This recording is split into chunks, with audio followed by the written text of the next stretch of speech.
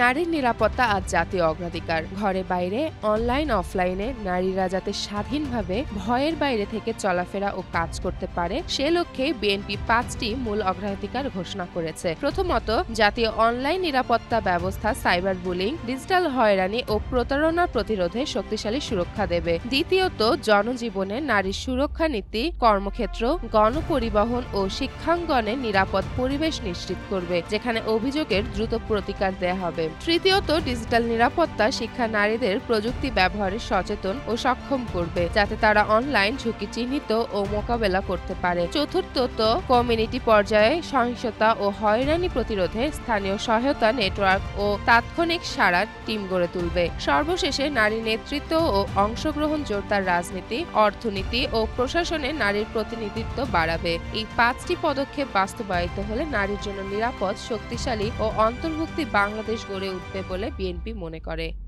যেমন ফারিয়া, জনকণ্ঠ।